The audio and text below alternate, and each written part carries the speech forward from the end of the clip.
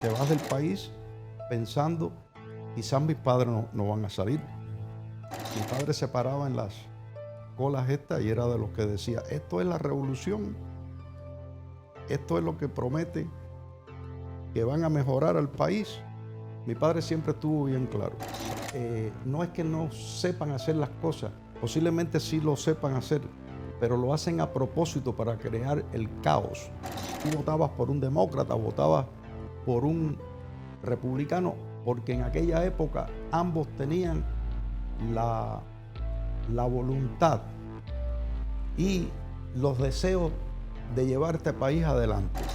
Tú estás por encima de cualquier política o cualquier político. Tú, como mi hijo, vas a estar por encima y siempre va a ser así. Bienvenidos a Sabor a Freedom, el espacio donde celebramos la libertad y las voces que se atreven a destacar en la multitud. Con ustedes, nuestro anfitrión, César Grajales.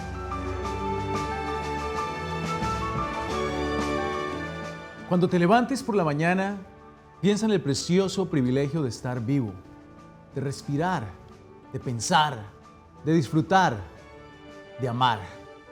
Eso lo dijo Marco Aurelio. Hoy, en Sabor a Freedom, hablaremos de un tema muy relevante: cómo, a pesar de las diferencias políticas, el amor y el respeto en la familia prevalecen por encima de todo.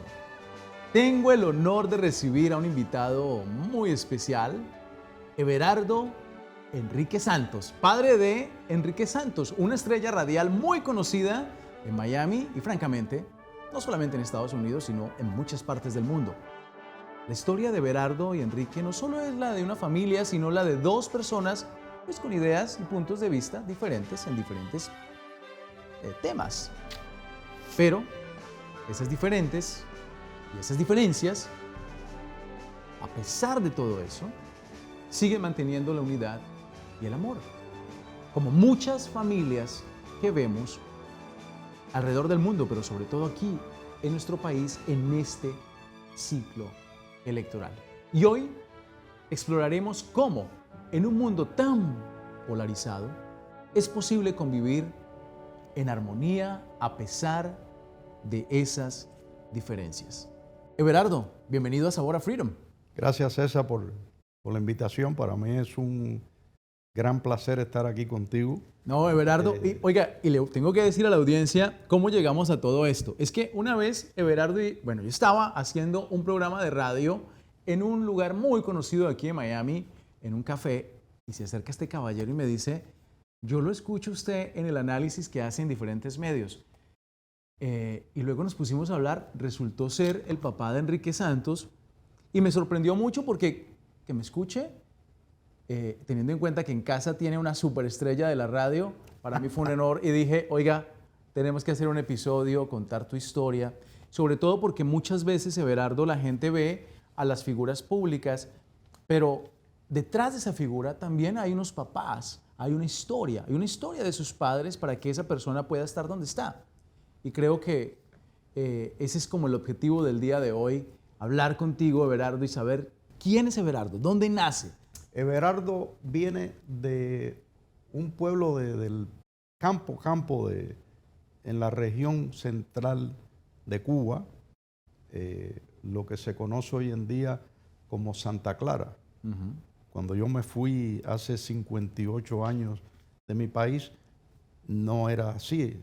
Santa Clara era una ciudad. ¿En qué año saliste de Cuba? Salgo de Cuba a Madrid en el año 1966, me saca mi padre de allí, debido a la dictadura que había y que sigue estando tristemente tantos años después, tristemente como tú lo has dicho. A la edad de los 4 años aproximadamente nos vamos hacia la provincia de La Habana, cerca del aeropuerto internacional, lo que es hoy en día el aeropuerto José Martí. Y allí mi padre se dedica a la crianza de pollo y logró establecerse en un negocio que era muy lucrativo, se hizo un negocio muy grande.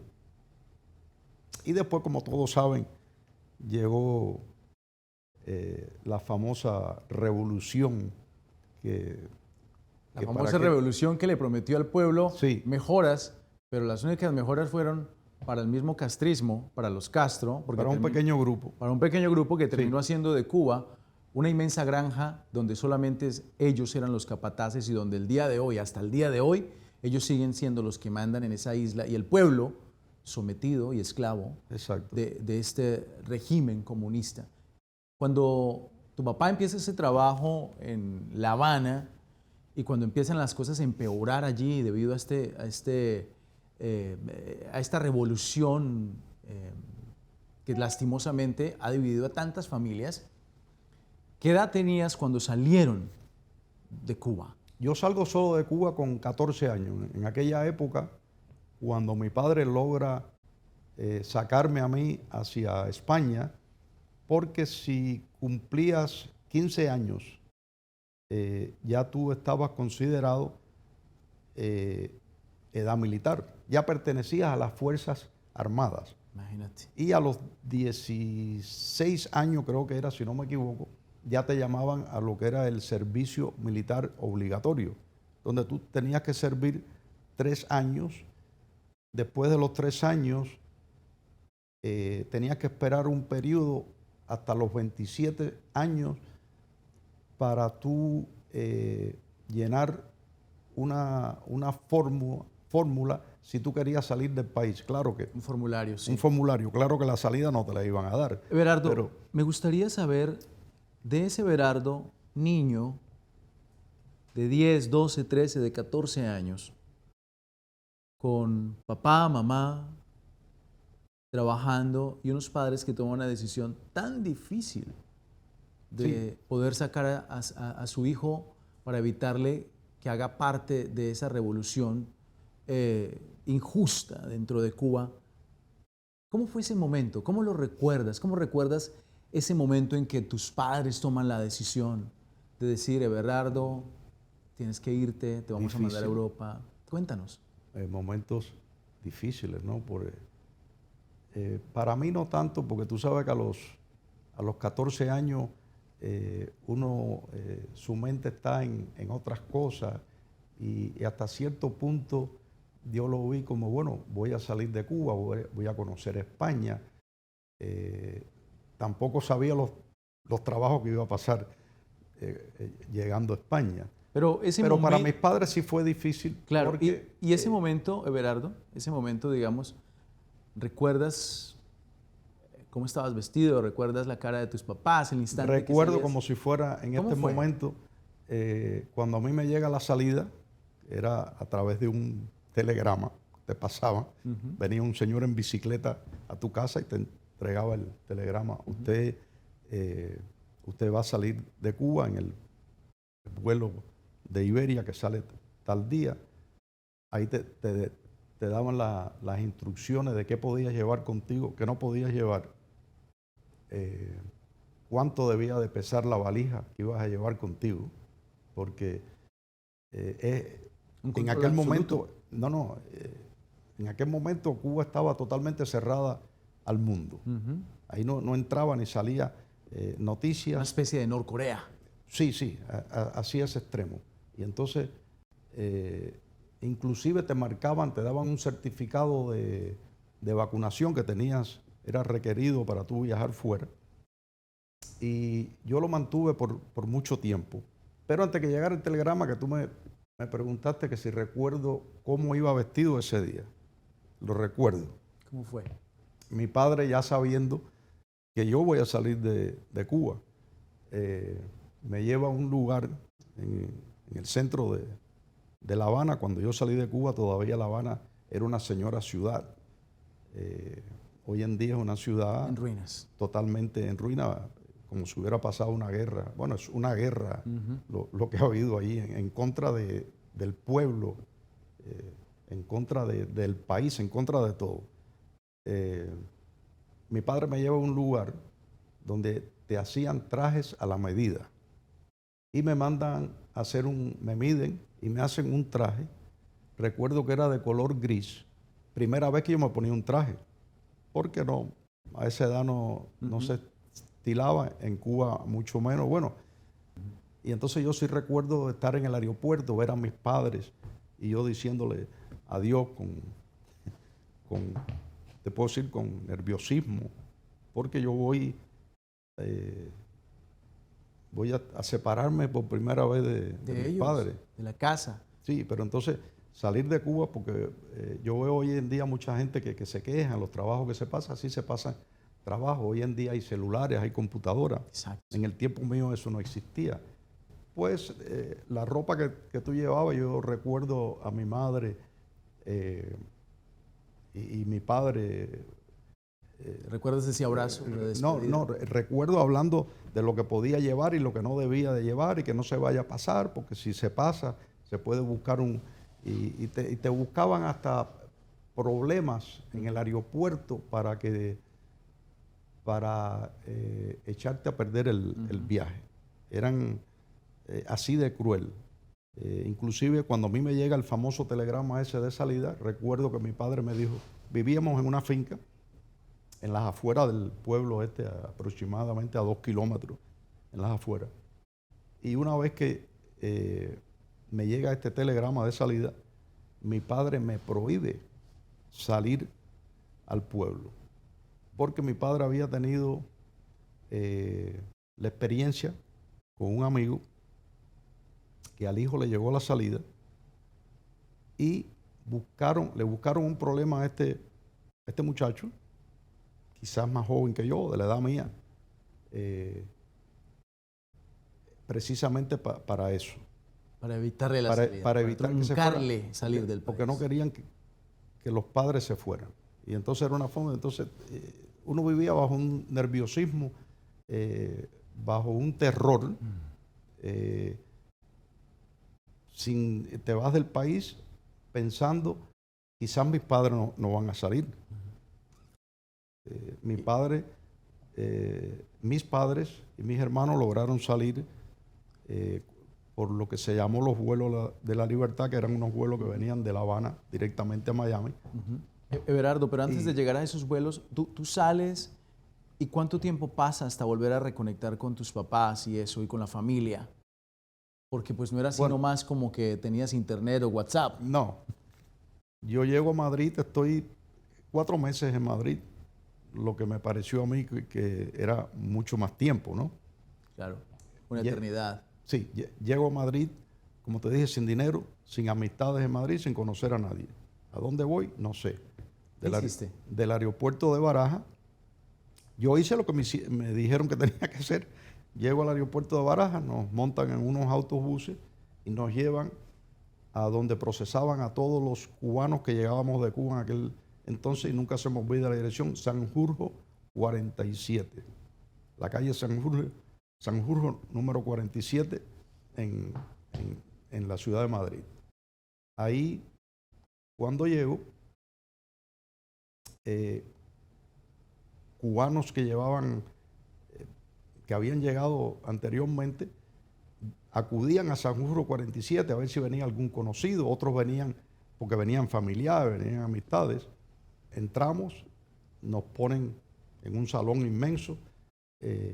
Las personas que tengan familiares que pasen aquí a esta fila, los que tengan amistades que los van a recibir aquí, que vengan para acá, los que vienen solos, que no saben dónde van, que permanezcan en esta línea. Yo permanecí ahí. Y en ese momento, pues, adaptarse a ese nuevo país, ¿cómo fue? ¿Cómo fueron los primeros días para Everardo, después de que ya tienes un lugar donde quedarte? Los primeros días en realidad los pasábamos llorando entre los muchachos, oyendo las historias. Entre los que habíamos allí, sin padre, yo era uno de los mayores, porque yo cumplo los 15 años a los 10 días de haber llegado a Madrid. De haber arribado a Madrid. O sea, si yo no salgo en ese vuelo que salía, el próximo vuelo que salía de Cuba, ya yo tenía los 15 años, eso me hubiera quedado en Cuba. ¿Y esos compañeros, esos amigos que estaban ahí compartiendo contigo el cuarto, eran edades de 12, 13 años? Habían muchachos posiblemente así de esa edad, 12, 13. Niños. 14, niños. Y eso, los de 12 lloraban. ¿Qué era lo que más les dolía? ¿Qué era lo que más les dolía en las noches cuando hablaban? ¿De qué hablaban? Unos hacían historia de que sus padres habían estado presos. Inclusive habían niños allí que al momento de salir de Cuba su padre estaba preso. Cuando Le llega el permiso para el salir. permiso ese para salir.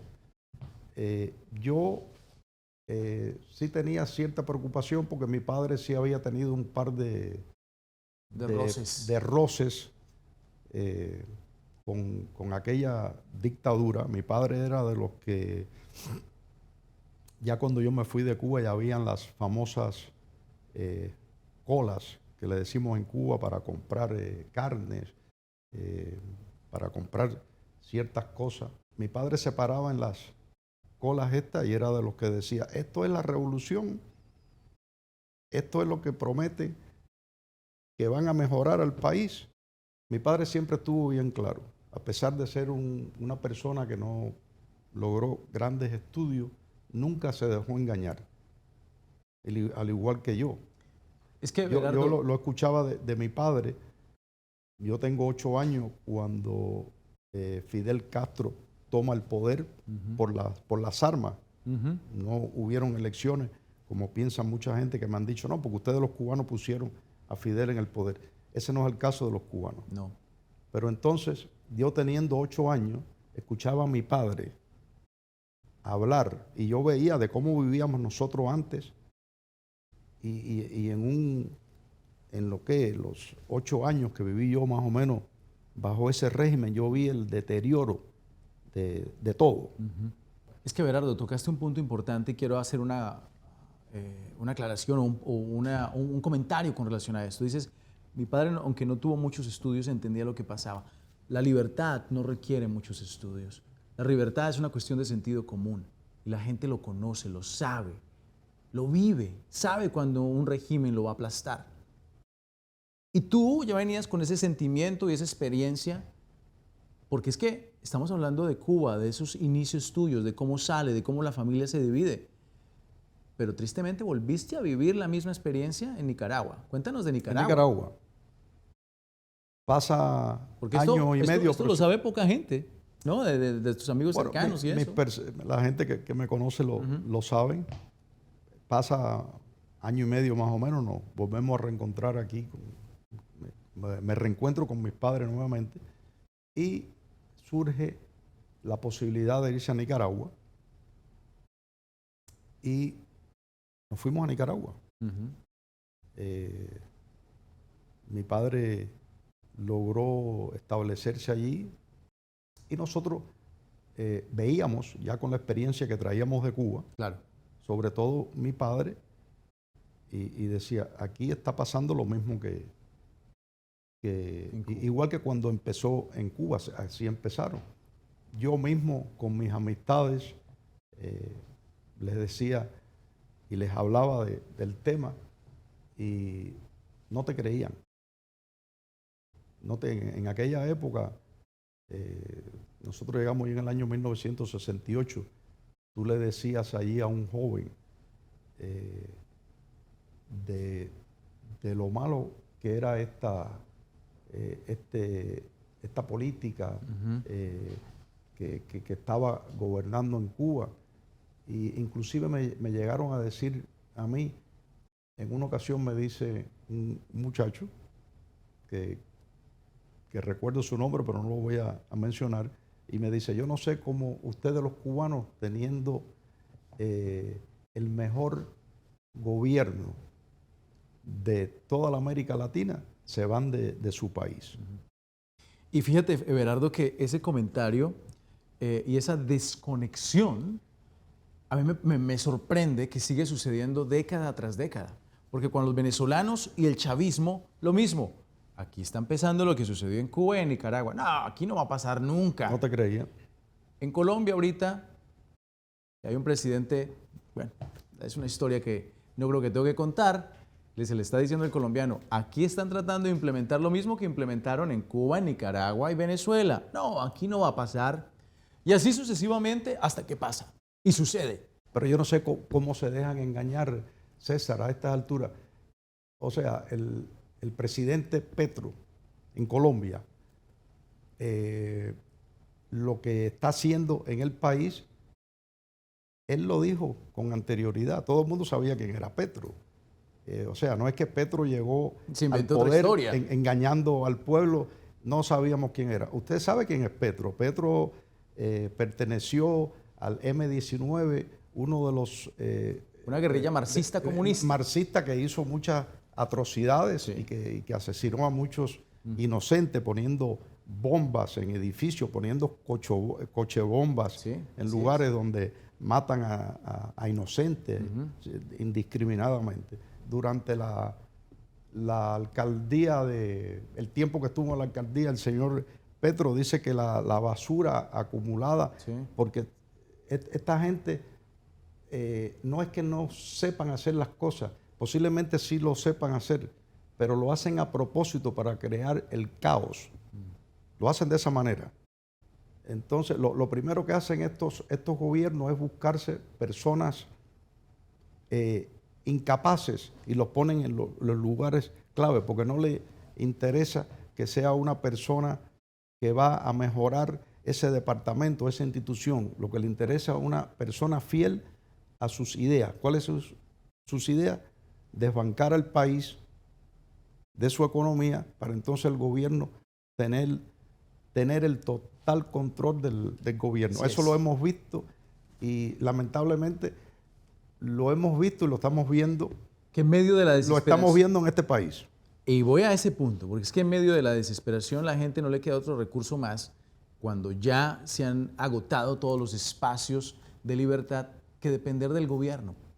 Y termina ese gobierno controlándoles la vida a las personas. Y eso lo vemos repetitivamente. Les guste o no a la gente, terminan invariablemente dependiendo de ese gobierno. Y lo hemos visto desde Cuba, Venezuela, Nicaragua. Y bueno, tristemente que pareciera que se va a repetir en otros países y así no, ojalá no suceda eso. Sin embargo, volviendo al mismo tema es que aquí no va a pasar. La pregunta es Estados Unidos.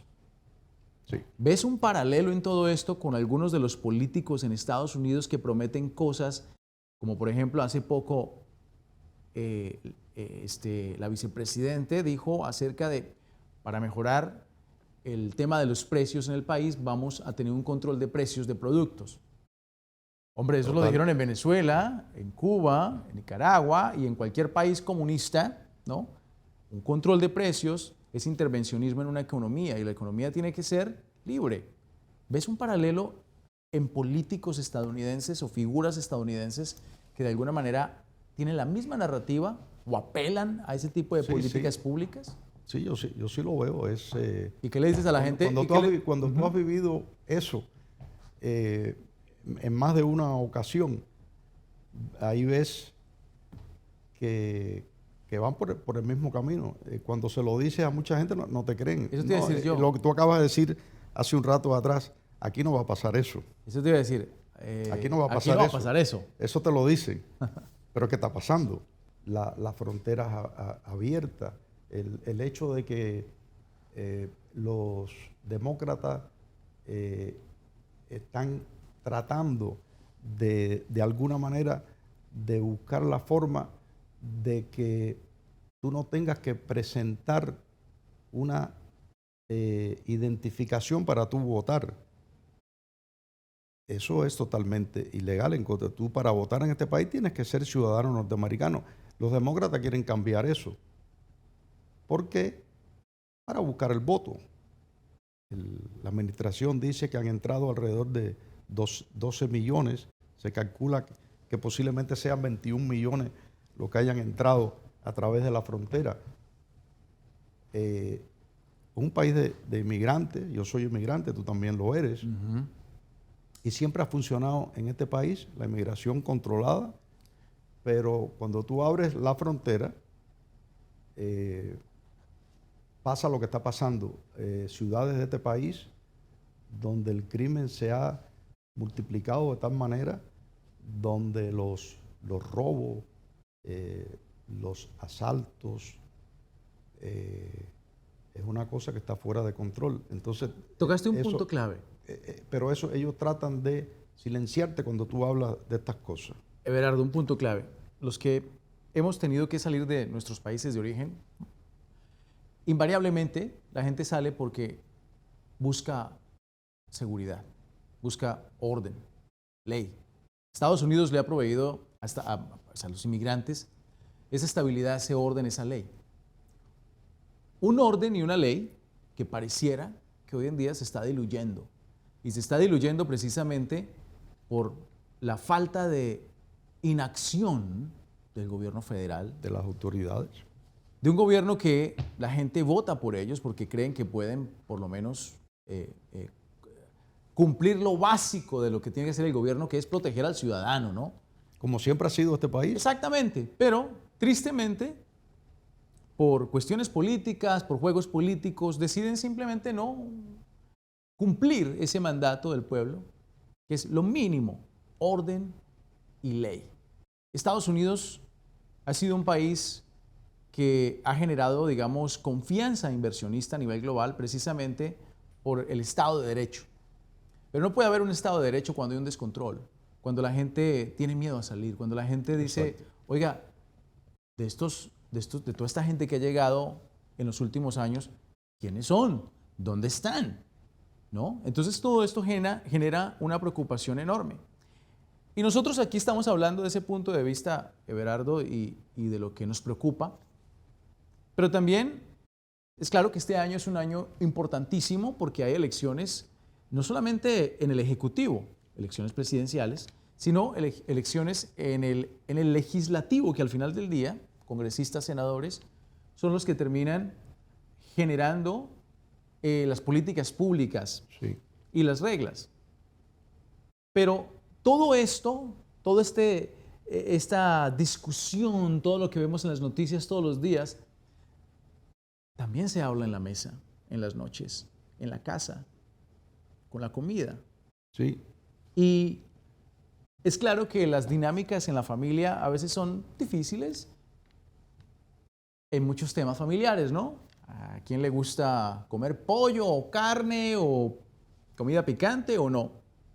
Pero también en el tema político, las pasiones a veces crecen. Y es un tema picante. Y en la Tú casa, mencionaste picante ahí. y en la casa, por lo menos en la casa de los Santos, ¿no?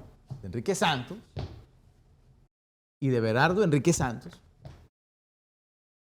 supongo que existen esas diferencias políticas también. Sí, existe, pero más allá de lo que mucha gente pudiera pensar, el padre e hijo detrás de cámara se van a caer a golpe por la política. ¿No? En el caso nuestro no existe eso porque hay el entendimiento y el amor para saber diferenciar una cosa de otra. Yo tengo 2 hijos. Michael, veterano de guerra, paracaidista, perteneció a la 82nd Airborne, tácticas especiales, hizo 2 tours de Irak y lo hizo por patriotismo, no lo hizo por otra cosa. Amor a este país. Amor a este país, y fue debido, después de ver el 9/11, Sí.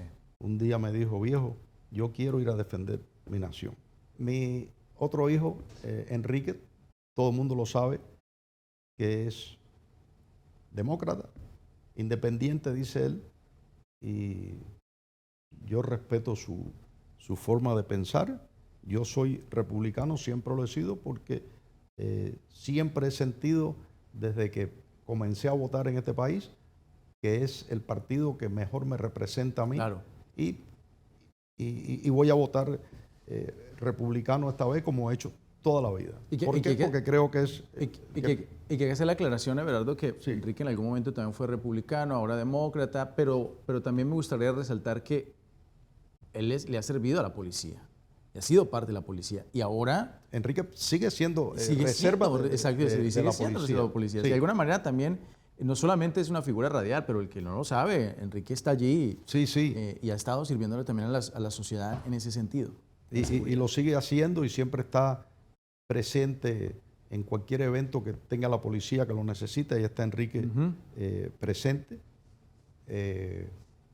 está en su derecho a pensar. Tenemos dos opiniones diferentes, pero lo que preguntaste antes, el papá con sus hijos cenando, ¿hablamos de política? Sí, hablamos de política. ¿Nos acaloramos en ciertos momentos? Sí, sí nos acaloramos. Pero después de eso siempre está el entendimiento, como se lo dije yo en un programa que hice con mi hijo. Le dije, yo quiero que quede bien claro que tú estás por encima de cualquier política o cualquier político. Tú, como mi hijo, vas a estar por encima y siempre va a ser así. Jamás en la vida yo voy a pelearme con un hijo mío por la política. El hablar de política no quiere decir que tú tengas que odiar a una persona porque piensa diferente. Eso es precisamente lo que quiere el enemigo, porque en los comunistas tú tienes que pensar igual que ellos, y si no, si tú piensas diferente, ya eso es un motivo suficiente para eliminarte, posiblemente encarcelarte. Y Everardo, yo creo que la palabra clave aquí es amor. Sí, tiene que existir el amor. Y ese amor nos lleva al respeto de las diferencias en la casa, ¿no? Tanto diferencias políticas como en muchos otros temas, porque a veces las familias difieren en muchos otros temas, en preferencias, en gustos, en cosas. Y yo creo que ese debate, esas discrepancias con respeto, incluso entre la propia familia, basado en el amor, siento yo que eso se tiene que traducir también a la sociedad como tal. Pienso yo que estamos demasiado divididos y tomando bandos. Es que si no eres republicano, si no eres demócrata, entonces eres mi enemigo. Yo creo que lo que hay que es estudiar las políticas públicas, ver cuáles son los paralelos con estos países donde ha fallado esas políticas públicas, pero desde el amor tratar de atraer a esos amigos al lado de los que consideramos hay una visión mucho mejor para el país, porque al final del día considera, y yo creo que está de acuerdo conmigo, Estados Unidos es un país maravilloso que nos ha abierto las puertas a todos los que hemos emigrado, y tenemos que procurar que nuestro esfuerzo, nuestra dedicación y la gente que queremos elegir sea lo mejor para todos en este país. Lo mismo que en la casa y en esa conversación en la mesa, más allá de las discrepancias, Everardo, creo que el amor tiene que primar, porque al final del día la familia como tal es mucho más valioso y mucho más importante que jalarse los pelos tiene mucha por los razón. diferentes políticos, ¿no? Uno tiene sus puntos de vista. Yo particularmente creo que en mis análisis y en mis puntos de vista políticos, pues tengo sentido en lo que digo. Pero es claro que también hay gente que dice, no tiene sentido, yo tengo la razón. Y hay que escuchar esas voces con amor y con respeto, porque todo el mundo tiene un poquito de verdad, basado en su experiencia de vida. Nadie tiene la verdad absoluta. Absoluta, eso no existe. Siempre hay dos versiones de cada historia, tienen dos versiones, por eso siempre es bueno escucharla. Pero también yo creo que vamos un poquito más atrás. Este país se comenzó a dividir, creo yo, cuando se comenzó a dividir la familia. El tema que tú estás hablando del amor que debe de existir. La familia, mucho de las personas hoy en día, que hoy en día ya son adultos que tienen sus negocios, otros no lo tienen, que tienen ya su vida fuera de su hogar, de sus padres, se criaron en un hogar dividido. Muchos de jóvenes no saben quién fue su padre. Sí. Entonces eso crea una división muy severa, empezando en la familia, y eso se refleja en la sociedad. Yo creo que esa carencia de figuras fuertes en casa, de que empiecen a guiar a esos jóvenes, es lo que ha contribuido, como lo dices tú, a que veamos una sociedad hoy verdaderamente dividida. Incluso me parece, y en esto ya es a tono personal, me parece un poco difícil, complicado, cuando de alguna manera tratan de cancelar a los papás para que no eduque mejor a sus hijos. Y me lo llevo al punto donde pues hay que reprender al hijo cuando hay que reprenderlo, ¿no? Y yo te tengo una pregunta con relación a eso. Cuando están sentados en la casa, comiendo, hablando, Michael, Enrique, y lo digo con todo el cariño y el respeto porque tú me has dicho que así te llaman, y el viejo. Sí, sí, todo el Y mundo en la me dice mesa, viejo. en la mesa sentados comiendo, tú no te levantas y haces así. ¿Aquí se hace lo que yo digo o los tratas de convencer? ¿Crees que lo vas a convencer a Enrique, a que venga al lado tuyo y a los familiares que no están de acuerdo contigo? Nunca he hecho eso, ¿No? de dar el golpe en la mesa. Eso nunca lo he hecho yo y no creo que lo voy a hacer nunca. Yo creo que no hay que llegar a esos extremos. Tú puedes, mis hijos se criaron con libertad de pensar como querían, de actuar, de hacer lo que ellos quisieron siempre, siempre con disciplina. Primero se les exigió que en la casa había que hablar español. Recuerdo que Enrique nace en Chicago. Y entonces yo recuerdo que en una ocasión dijo una palabra mal dicha, mal pronunciada. Porque nosotros los cubanos nos comemos las R's. Y entonces yo ese día, su abuela había sido profesora en Cuba. Y Enrique dice una palabra mal dicha y yo le digo, mira, Riquito, eso no se dice así. Disla correctamente para que aprendas. Y le digo la palabra y su abuelita, que era un ángel, dice, deja al niño, deja que el niño hable como quiere. Le dije, no, señora, yo quiero que mi hijo, si va a hablar español, que lo hable correctamente. Años después, Enrique entra en la radio y me dice, me lo ha dicho más de un par de ocasiones, me dijo, viejo, yo te doy las gracias a ti por todas las veces que tú me corregiste. Cuando yo decía una palabra mal dicha y tú me decías, se dice de esta manera. Dice, gracias a que yo hablo un español, me dice él, considero yo bastante bueno. Muy bien, sí. Puedo vivir de un micrófono. Oye, Everardo, ¿qué consejo le das a esas familias que hoy se están arrancando los pelos por la cuestión política y que terminan dividiéndose y rompiendo relaciones para siempre? Pero ¿cuál es tu consejo cuando ves que en casa hay diferencias políticas, pero al final todo el mundo está tranquilo? ¿Qué consejo le das a esas familias? Mi consejo es que tú tienes que... este es un país de leyes. Y yo quisiera que se mantuviera así. Hay una fuerza muy grande que quieren cambiar este país. Yo soy de los que no quiero que este país cambie. Yo quiero que este país siga siendo el país que yo conocí cuando llegué aquí de niño, con 15 años que conocí este país.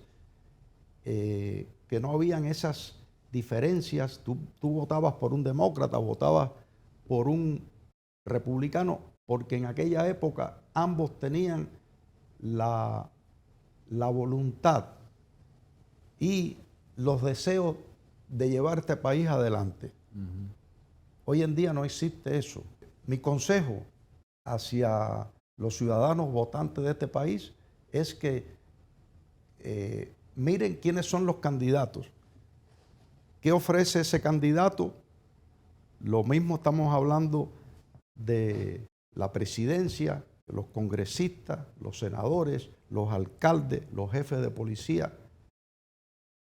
¿Qué van a hacer para mejorar tu ciudad?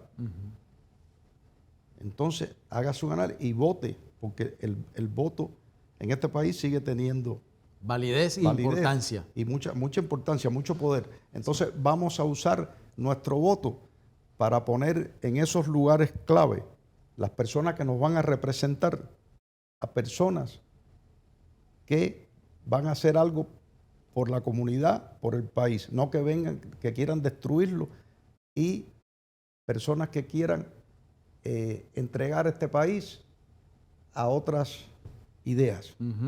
Y le recuerdo a nuestra audiencia que usted está escuchando y viendo Sabor a Freedom. Este es un podcast patrocinado por la Iniciativa Libre y lo puede escuchar cada semana aquí en nuestra página web. Lo está viendo en este momento. Y también tenemos episodios de la primera temporada que los está viendo en este momento acá, pero también de la segunda temporada que ya está en camino, está encaminada con este episodio número 8 con Everardo Santos. Y usted, querido amigo, gracias por sintonizarnos cada semana. Everardo, a ver, ¿sí crees, Everardo, que vas a convencer a tu hijo Enrique a que regrese a las filas de los conservadores o no? Yo siempre voy a mantenerme diciéndole, mira, esto es lo que yo creo, esto es lo que yo pienso, porque lo viví antes, y él se hará un juicio de cómo él quiere que este país siga adelante. Yo sí creo que estas elecciones son fundamentales. Y te voy a decir, Everardo, el sentimiento que tienes ahora es el sentimiento de, según una encuesta del Instituto Libre, del 81% de los latinos en Estados Unidos consideran que lograr el sueño americano hoy es más difícil que hace unos años atrás. Y ese sentimiento de preocupación, de desesperanza, lo comparte, reitero, Everardo, muchísimas personas basado en esa encuesta del Instituto Libre. Antes de concluir, Everardo, ¿qué le gusta hacer a Everardo de hobby? ¿Qué hobby tiene? ¿Qué hace los fines de semana? Mira, no tengo muchos hobbies. Los fines de semana dormimos tarde. Okay. Nos levantamos, vamos a desayunar, visitamos amistades, nos visitan a nosotros. A mis hijos los veo casi siempre durante la semana.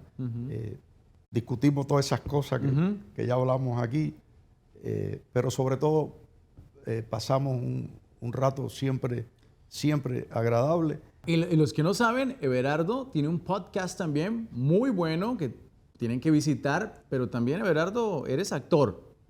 Bueno, sí. Cuéntame no brevemente. sé si seré actor, pero actué. ¿Vas a salir o saliste de una película, verdad? Mira, actué en una película, El Vendedor, Ajá. de Nando de la Rosa, un gran venezolano muy conocido por La Codorniz, que la hizo famosa aquí en este país. La película se ha estrenado en casi todos los cines a nivel nacional con tremendo éxito. Va a haber una segunda parte. Yo tengo una pequeña participación ahí que hizo reír mucho a la gente. Y el podcast, que lo mencionaste, porque cuando le digo a la gente el nombre del podcast, mucha gente se quedan así como... Dilo. Se llama el HP Podcast, pero el HP no es lo que usted piensa. No, el HP quiere decir el Hijo Padre Podcast, y se lo recomiendo por YouTube. Que es un podcast entre tú, Everardo, y Enrique, ¿verdad? Entre los dos. Pero tienen invitados. Traemos invitados de vez en cuando, pero básicamente lo empezamos con la idea de el padre, cómo ve el padre y cómo ve el hijo. Los diferentes temas y las diferentes etapas de la vida. Qué bueno, Everardo. Y bueno, y ya sabemos que pronto estará con nosotros también aquí en el podcast Enrique Santos para contrastar la conversación del día de hoy que tuvimos contigo, Everardo. Muchas gracias por estar con nosotros aquí en Sabor a Freedom. A ti, César, y a toda lo que están siempre viendo el podcast y a la producción. Gracias por la invitación. Y gracias a ustedes, queridos amigos, por sintonizar Sabor a Freedom. Les reitero que este es un podcast patrocinado por la Iniciativa Libre. Y recuerde que aquí estamos cada semana trayendo historias de éxito, historias que inspiran, historias que le generan valor a usted y a su familia. Sintonícenos cada semana. Estamos en todas las plataformas, pero sobre todo aquí en nuestra página de la Iniciativa Libre, patrocinador de este gran podcast que ha ido creciendo de una manera enorme, y pronto tendremos otros episodios tan fascinantes como este con Everardo Santos. Usted, querido amigo, gracias por la sintonía. Los veo pronto. Concluimos Sabor a Freedom. Sintonice cada semana a través de las redes sociales de la Iniciativa Libre: YouTube, Libre Initiative; Facebook, The Libre Initiative; Twitter X, @Libre Initiative; Instagram, @WeAreLibre; o visítenos en lainiciativalibre.org.